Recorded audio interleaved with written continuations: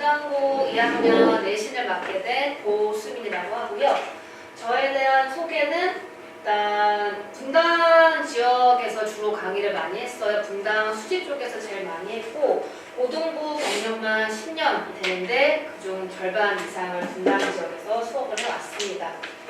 아랍국어, 최영원 분당점, 영인 분당점, 분당고, 올가 분당점 등등 다 분당 지역에서 수업을 해왔고 현재는 국악학원에서 제 고등부 2학년 내신을 맡게 되고요. 저의 강의의 특징을 말씀을 드리면 저는 굉장히 긍정적인 편이에요.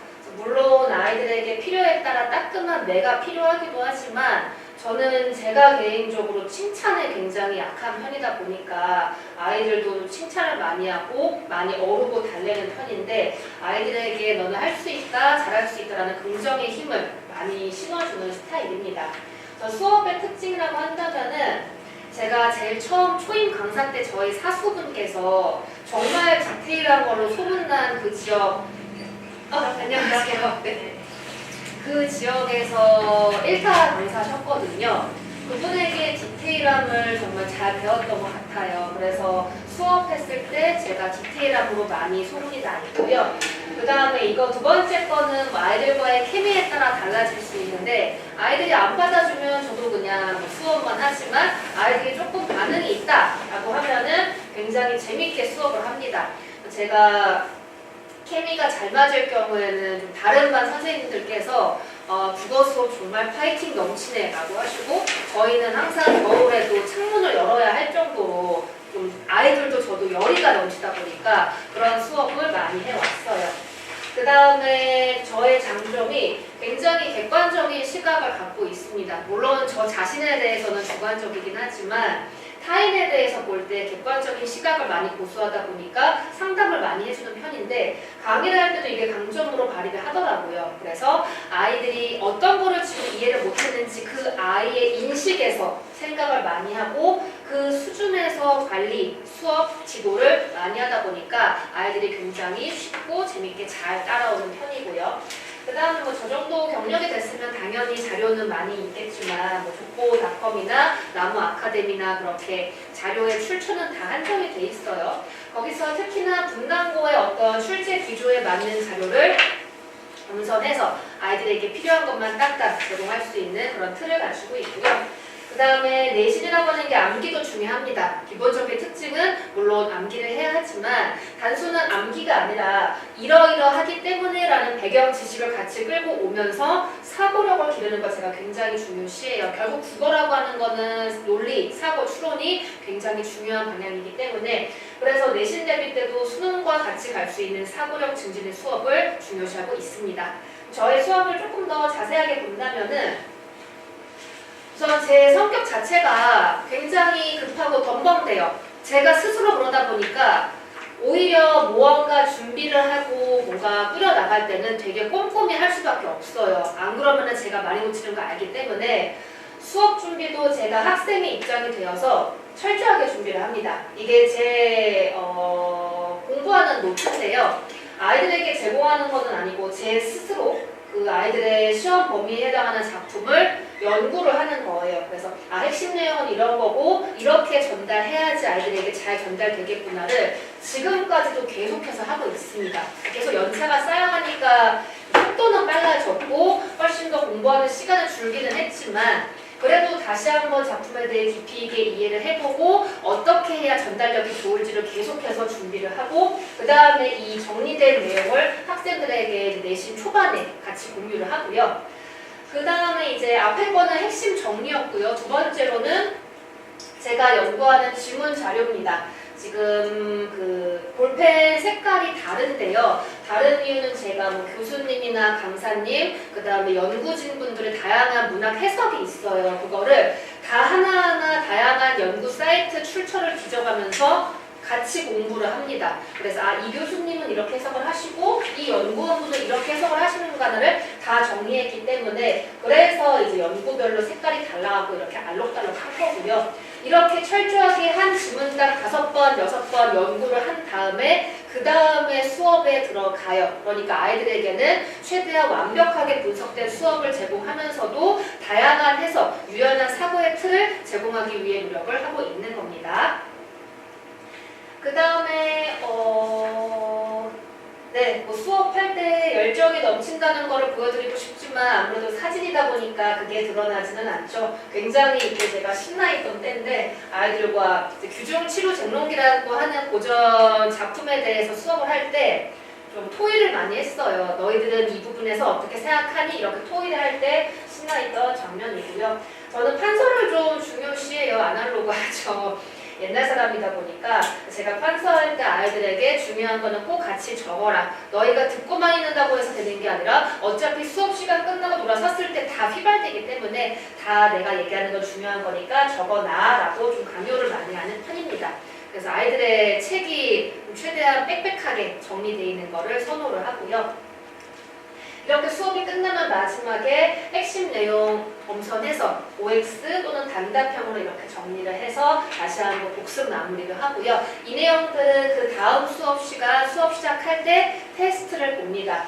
테스트를 보고 나서 만약에 틀린 문제가 있다 또는 맞은 문제 중에서도 조금 어려웠을 헷갈렸을 문제 같은 경우에는 이 부분에서 어떤 부분이 X야? 거기서 너가 아니라고 생각한 이유는 뭐야? 이 선지가 맞는 이유는 뭘까? 이렇게 분석을 끊어끊어 하면서 너의 생각을 한번 말해봐. 이렇게 좀 디테일하게 관리를 하는 편입니다. 그런 거는 물론 수업 시간 전후나 클리닉 때 이루어지는 과정이고요. 결국에는 성적이 제일 중요하죠. 성적으로 증명을 하겠다. 이 한마디면 충분한 것 같습니다. 제가 이제 초임 강사 때 아까 말씀드렸던 사수 밑에 있을 때 맡았던 학교가 국어 시험으로 좀 유명한 학교예요. 국어 강사님들 사이에서도 정신요고 알죠. 좀 혀를 내두르시는 학교인데 그런 학교에서 스타트를 하다 보니까 좀 도전 정신이 생기더라고요. 그래서 항상 땡땡 외고나 땡땡 여고나 국어 시험이 어려운 학교만 골라서 수업을 해왔었고 제가 뭐 헬창강사는 아니지만 동네에서 어떤 특정 학교 했을 때 그 쌤이 수업을 잘한다라고 인정을 받아왔습니다. 지금 아래 사례 같은 경우는 말씀드렸던 국어 시험 성적을 내기 어려운 학교에서 쾌거를 이룬 사례들을 제시한 거고요. 물론 처음부터 잘하는 케이스도 있어요. 그러면은 강사 입장에서는 운이 좋은 거죠. 근데 제가 제시한 거는 그런 경우도 있지만 국어만 유독 안 나왔거나 또는 뭐 전반적인 성적이 그냥 한 2, 3등급, 3등급 정도에 머물러 있었는데 저와 함께 꾸준히 사고력 증진을 하면서 점점 점수가 올라간 그런 사례들을 중심으로 제시를 한 겁니다. 자, 그럼 이제 내신 기간에 수업은 어떤 식으로 진행되는가? 뭐 어떤 학원이든 비슷할 거예요. 차이점은 없고요. 우선 수업 같은 경우 1단계는 제가 아까 노트 정리하는 게 있었어요. 거기에 있는 핵심 내용을 아이들과 함께 정리합니다. 그러니까 이 작품의 전체적인 틀을 잡고 들어가는 거죠. 그러니까 아이들이 무작정 문학을 볼 때 느드드드 보는 것보다는 이 작품의 핵심이 무엇인지 틀을 먼저 잡은 다음에 거기서 가지치기를 해나가는 게 굉장히 중요하거든요. 그래서 1단계 중심 잡는 거를 먼저 하고요. 2단계 제가 세세하게 컬러별로 본문 분석한 거를 아이들과 공유를 합니다. 물론 이 과정이 상당히 길기 때문에 내신 대비에 시간을 좀 길게 쓰는 편이고 그 과정이 끝나면 OX 통해서 아이들이 핵심과 세세한 내용을 다 이해를 했는가 정리를 하죠. 그 다음에 과제 같은 경우도 단계가 있는데 1단계에서는 개념 정리. 그러니까 아이들이 개념을 들었을 때는 음성상징어, 역설법 들을 때는 쉬워요. 그러니까 그 과정을 되게 우습게 보고 넘어간다, 간과하고 넘어가는 경우가 많습니다. 그런데 고등학교 2학년 문학 시험에는 그 개념상 특징이나 표현상의 특징을 되게 꼼꼼하게 따져 묻거든요. 이게 쉽다고 여기서 다지지 않고 바로 어려운 단계로 넘어가는 친구들이 많은데 이렇게 했을 때는 기본적인 개념 문제를 헷갈려 할 수밖에 없어요. 헷갈려 하면은 시간 잡아먹겠죠? 아까운 거예요. 어려운 문제는 시간을 써야죠. 그러니까 쉽다고 해서 우습게 보지 말고 천천히 다지고 넘어가는 것 너무너무 중요하게 여기고 있고요. 그 다음에 기본 문제 단계에서는 각 작품별 꼭 묻는 문제 유형이 있어요. 이 문제에서는 소설의 구성 단계에 묻는다든가 시점에 대해 묻는다든가 그렇게 필요한 문제 유형들을 정리를 하고요. 그 다음 3단계에 가서는 아무래도 아이들이 제일 어려워하는 게 외부 지문. 그러니까 낯선 작품을 풀이하는 감상력이라는 게 존재하니까 선생님들이 내실 텐데 어떻게 그 감상력을 올릴 수 있는지 지도하고 좀 더 복잡하게 세세하게 묻는 문제들을 통해서 꼼꼼하게 다져갑니다. 자, 클리닉 같은 경우에는 아무래도 아이들과 1대1로 이제 수업을 할 수 있다 보니까 아이들이 가장 효율적으로 쓸 수 있는 시간이 아닐까 싶은데 아이들 수준에서 그 아이가 사고하는 수준에서 눈높이로 문제 풀이라든가 사고하는 것을 관리를 하고요. 단순 문제 풀이, 이거는 이렇게 하니까 이게 답이지 라고 하기보다는 왜 그 아이가 그 답을 골랐는지 아이마다 사고하는 게 되게 다양하단 말이죠. 그러니까 그 아이의 사고력이 어떤지 문제에 대한 이해력이 어떤지를 중점적으로 파악해서 그 부분을 잡아 나가갑니다. 이게 클리닉 때 시간이 부족한 친구는 평상시에 카톡으로도 제가 꾸준하게 이 부분을 강조해서 지도를 하고 있거든요. 이거에 대한 예시는 제가 여기서 보여드릴게요. 제가 제일 중요시하는 게 사고력. 국어의 핵심은 사고, 논리, 추론 이런 게 굉장히 중요한데 이 지금 두 예시 같은 경우는 국어에서 이제 1등급 받기로 어려운 학교에서 1등급을 받았던 친구의 문제 풀이, 공부했던 모습입니다. 본인들이 문제 푼 부분을 캡처해서 자기가 이거는 이렇게 해서 이 선지가 맞다고 생각하는데 왜 아닌가요? 이렇게 봐야 하지 않나요? 이런 식으로 질문을 해요. 그러면은 저는 이 아이가 이렇게 지금 생각을 하고 있고 이렇게 이해를 하고 있구나라는 게 보일 거 아니에요? 그래서 그 부분에 대해서 이런 식으로 하나하나 정리를 해줍니다. 한 문제에 대해서도 똑같이 복사 붙여넣기 해서 답변을 해주는 게 아니라 아이들 개별로 땡땡이는 이렇게 해석하는 어떤 좀 편협한 관점이 있으니까 그거를 깨는 게 중요하다. 땡땡이는 자꾸 이런 거를 간과하는 게 있으니까 이런 게 중요하다.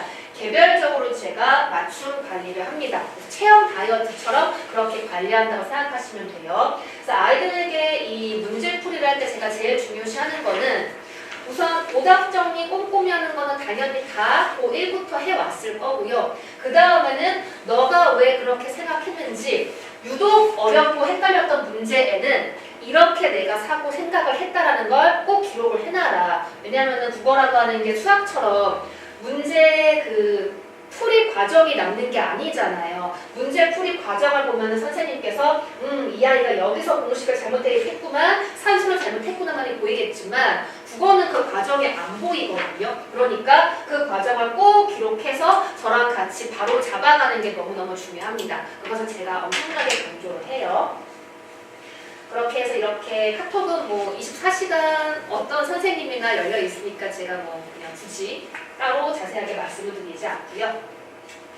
자체 교재, 그 다음에 봉투 모의고사 같은 경우 오른쪽에 있는 건데 이제 직보 때 핵심 정리하고 압축 강의 정리하고 내신 대비 모의고사, 파이널 모의고사 1, 2, 3회분 정도의 분량을 같이 제공을 합니다.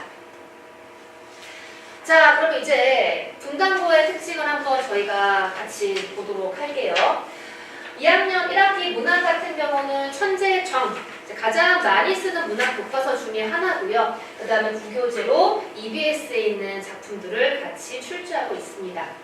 총 24문제 중에서 서술형은 3문제, 많은 편은 아니고요. 적당한 편인 것 같아요.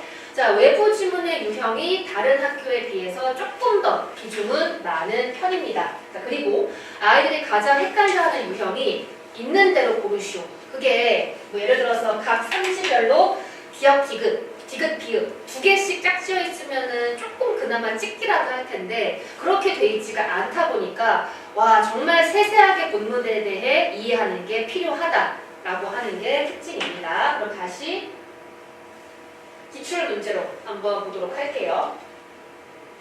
우선 아까도 제가 말씀드렸는데 아이들이 개념어나 표현상의 특징 같은 거를 들을 때는 쉬우니까 의인법, 대꾸법 들을 때는 쉬우니까 간과를 많이 해요.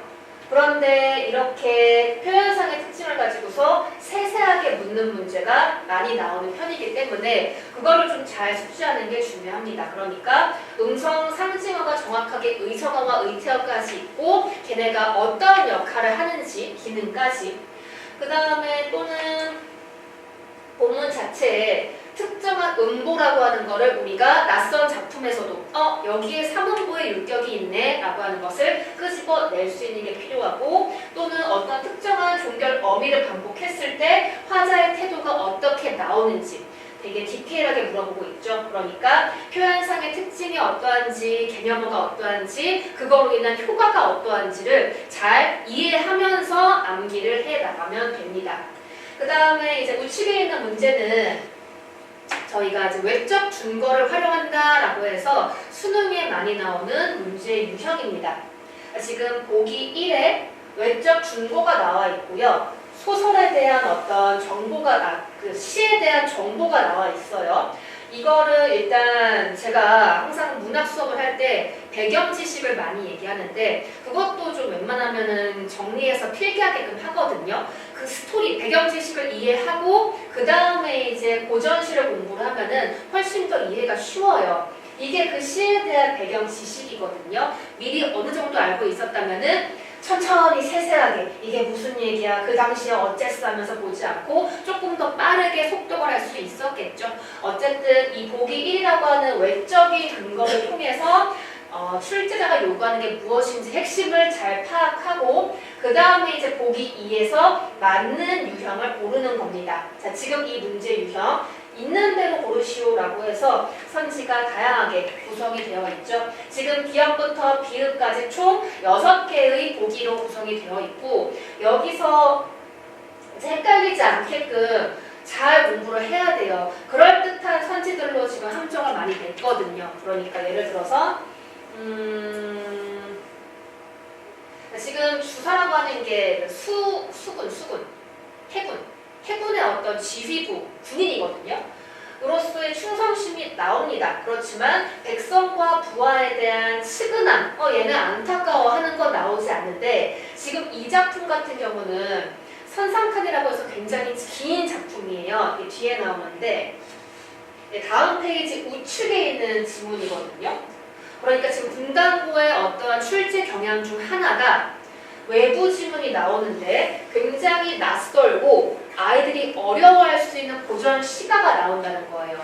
좀 외부 시는 웬만하면 다 나오죠. 그 2학년 같은 경우는. 그런데 좀 평이하게 나오는 학교는 익숙한 시들이 나옵니다. 그렇지만 분당고 같은 경우에는 익숙하지 않은 시가 나와요. 지금 이게 박일로의 선상탄이라는 작품인데 박일로 작품 아마 아이들이 방학 동안 선행을 하거나 했으면 무항사 정도는 했을 거예요.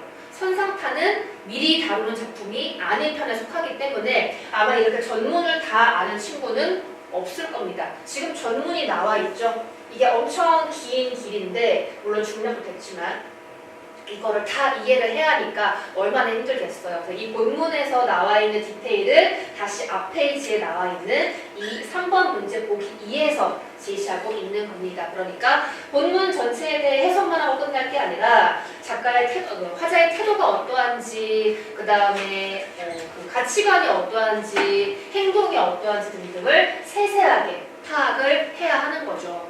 자, 그 다음에 넘어가서 자, 서술형 문제 유형을 보시면 지금 갑자기 생뚱맞게 보기에 변기 그림이 나와 있죠. 예술 작품에 관심이 많으신 분은 이 예술 작품을 아실 수도 있을 텐데 저도 옛날에 미술책에서 봤던 기억이 납니다. 그러니까 특징이 뭐냐면 다른 예술 작품과 연계를 해서 묻는다는 게 특징이에요. 그러니까 지금 아예 미술 조각이라고 하는 다른 예술 작품이 나온 거죠.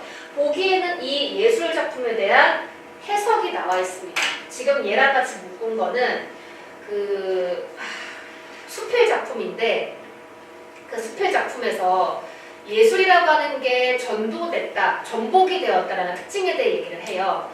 얘도 변기를 예술이라고 했으니까 예술이 전도되었다, 전복되었다라는 특징이 있는데 그 공통점을 잘 파악할 수 있는지 그거에 대해서 지금 묻고 있는 문제입니다. 지금 보기의 내용을 반드시 인용하라 했는데 과연 우리의 본문과 이 보기에 겹치는 핵심 내용이 무엇인지를 정확하게 찾는 게 필요해요. 뭐 이런 거는 미리 학교쌤이 시험 범위를 내신 부분이 아니기 때문에 우리가 본문, 시험 범위 본문 자체 내에서도 좀 더 이렇게 넓은 사고력, 응용력, 유연한 어떤 이해력을 갖는 게 중요하겠죠. 굉장히 주변 학교에서 볼 수 없는 특이한 서술 유형입니다. 이런 거에 대한 대비가 필요하고요.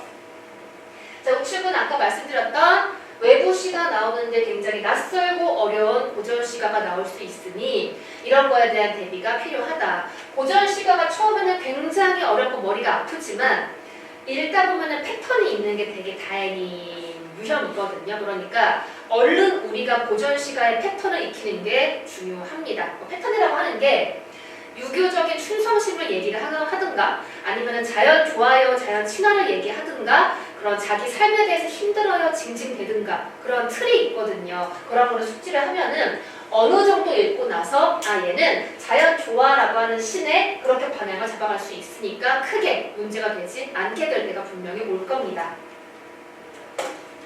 자, 그 다음 문제 유형은 외적 증거나 보기에서 파악해야 할 정보가 많아요. 시험 시간은 저희가 이제 50분으로 제한이 되어 있는데 글자 수는 다다다다 붙어 있으니까 최대한 빠르게 속독하고 그 속독 속에서도 중요한 것만 캐치할 수가 있어야겠죠. 그러니까 독기력도 필요하다는 거. 지금 이쪽 문제를 보시면은 탐구 과제를 통해서 작품의 비교를 하는 게 나오고요. 탐구 결과 이러한 표현상의 특징이라든가 태도라든가 의미에 공통점이 있구나. 여기까지는 좋아요. 근데 이거를 밑에 있는 선지에 가서 세세하게 분석을 합니다. 작품별로 비교를 되게 깐깐하게 하고 있는 건데 지금 이 문제 참고로 번호가 막 1, 2, 3, 4, 5, 6, 7, 8 나가지 않고 1번 나왔다가 3번 나왔다가 또 1번 나왔다가 할 건데 이러는 이유는 제가 분당 지역 내 기출을 교과서별로 작품별로 정리해서 그래요. 그러니까 지금 얘 같은 경우에는 첫사랑이라고 하는 시인데 첫사랑, 분당고, 기출 해서 여기 나온 문제 3개 따로 정리하고 성난풀리, 분당고, 기출 1, 2, 3 3개 정리하고 작품별로 정리해서 번호가 그렇게 되는 겁니다. 아무튼 지금 이 문제 같은 경우는 답이 3번인데 생각해보면 쉽거든요. 그런데 아이들은 지금 이거를 이렇게 빨리 읽어나가야 하는 상황이죠. 지금 3번에서는 싸그락과 난분분 같은 청각적 이미지를 저도 빨리 읽으면 여기서 그냥 숭 읽었을 것 같아요. 그렇지만 난분분은 흩어지는 모양새이기 때문에 얘는 시각적이에요. 그래서 싸그라는 청각이 맞다 보니까 앞에 있는 게 우선 청각이다 보니까 그래 청각이야 하고 넘어갈 수 있게끔 페이크를 건 거죠. 그래서 우리는 싸그락은 청각, 난분분은 흩어지는 모양새니까 시각 이런 걸 당연히 암기를 했겠지만 그걸 독해에서 놓치지 않게끔 차분히 빠르게 물론 앞뒤가 안 맞죠. 꼼꼼하게 읽는 훈련이 필요합니다. 그렇게 함정에 빠질 수 있는 거고요. 자, 그 다음에 두 번째는 양귀자 작가의 비 오는 날이면 가리봉동에 가야 한다라고 하는 소설이고요. 그거에 대한 외적 증거도 꽤나 길게 나와 있죠. 아까 말씀드렸다시피 소설 속 배경 지식과 관련된 내용입니다. 그러니까 그런 배경 지식이 먼저 잘 탑재가 되어 있다면 이 보기는 그렇게 막 오랫동안 시간 끌면서 읽지는 않았을 거예요. 어쨌든 보기, 선지 이런 내용이 긴 문제들이 몇몇 있기 때문에 독해력도 중요하게 가져가야 한다는 겁니다. 자, 그 다음 분당고 문제 유형 같은 경우에는 이제 외부 지문과의 연계가 좀 더 많은 편이다라고 말씀을 드렸죠. 우선 아까 말씀드렸던 낯선 고전 시가가 있는 것도 문제인데 외부 지문 같은 경우 연계하는 것도 익숙하지 않은 작품들이에요. 지금 여기 나와 있는 이 2번 문제 같은 경우에는 가사라고 하는 장르 중에서 댄동어미 화전가 역시나 고2 학생이 접해봤을 법하지는 않습니다. 근데 아까 선상탄도 그렇고 댄동어미도 그렇고 다 EBS에 나오는 고3용 수능 특강에 나오는 작품들이거든요. 그런 한 발 앞서가서 문화작품을 끌어오는 특징이 있다는 거. 아이들에게는 아직 이런 고전 가사를 읽는 게 익숙하지 않을 텐데 조금 앞당겨서 고전 가사 잘 읽어라 라고 강요하는 그런 느낌이 있는 거죠. 자, 그 다음에 이제 여기 서술형 보시면은 낯선 시조가 나와 있고 이 시조에서 이제 그 지문에 공통적으로 나오는 어떤 정서 같은 거를 파악하고 이런 밑줄친 부분의 기능을 파악하고 그래서 아이들이 객관적 상관물이라는 개념이 있는데 그거에 대해 정확하게 이해를 하고 그 다음에 낯선 시에 적용할 수 있는 그런 훈련을 많이 해야 합니다. 서술형 조건 같은 거는 까다로운 편은 아니에요. 근데 이제 문제 자체가 낯선 보기를 통해서 서술을 쓰게 하기 때문에 아이들이 잘 쓸 수 있게끔 지도를 해야겠죠. 자, 그럼 결론적으로 분당고 시험 대비는 어떻게 해야 하는가? 작품 표현상의 특징이라든가 개념어를 굉장히 상세하게 묻기 때문에 우선 작품의 특징들, 본문 자체를 꼼꼼하게 반복해서 숙지하는 게 필요하고 교과서나 프린트물, 선생님 필기를 잘 활용해야 합니다. 선생님께서 뭐라고 하시는지 잘 받아 적는 게 굉장히 중요하고 그 다음에 기본적으로 선지가 긴, 보기의 내용이 긴 그런 내용이 많기 때문에 독해력 너무너무 중요하고 아까 미술작품 나왔던 것처럼 낯선 유형과의 어떤 유연한 사고가 필요하기 때문에 사고력을 기르고 추론하는 힘 그러니까 있는 대로 고르시오 같은 문제를 잘 고르기 위해서는 내가 사고력, 얘가 맞게끔 추론하는 그런 힘이 있어야겠죠. 그러니까 내신은 내신, 수능은 수능이 결코 아닙니다. 항상 같이 가져가야 하는 거죠. 마지막으로 낯선 작품이 많이 나오는 학교이기 때문에 그런 작품이 나왔을 때 내가 스스로 분석할 수 있는 힘을 길러야 한다. 낯선 작품이 선생님들께서 해석을 못하게끔 내지는 않으세요. 당연히 기본적으로 해석할 수 있는 범위 내에서 내시는데 아이들 입장에서는 처음 보니까 당황해서 그거를 더 해석하지 못하는 경우가 많거든요. 그러니까 이 사고력, 문학을 분석하는 힘을 평상시에 좀 꾸준히 가져갈 필요가 있습니다. 작품 자체에 대해서 그냥 특징을 달달달달 공부하기보다는 배경 지식, 작가의 특징부터 비롯해서 누구보다 깊이 있는 이해가 필요하고 그 다음 어머나 이 오타는 뭘까요?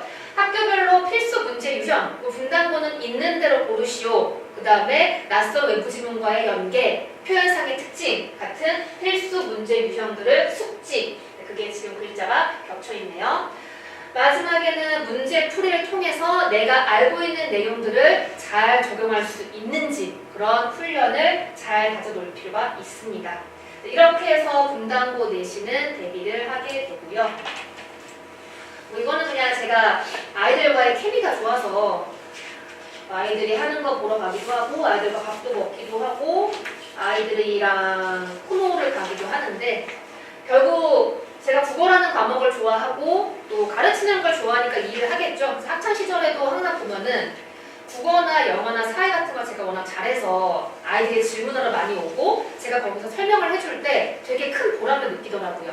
거기서부터 시작해서 아이들 자체를 좋아하다 보니까 아이들이 저를 또 그만큼 사랑해주고 제가 아이들을 사랑하고 이런 점에 있어서 굉장히 지금 이 직업의 만족을 55,000%, 5조 5억% 하고 있는 상태입니다. 그래 왔고요. 일단 중요한 거는 성적이겠죠. 성적으로 증명해 보이겠다라는 말씀을 자신 있게 드립니다. 이렇게 해서 분당고 내신 대비 설명 마치도록 하고요.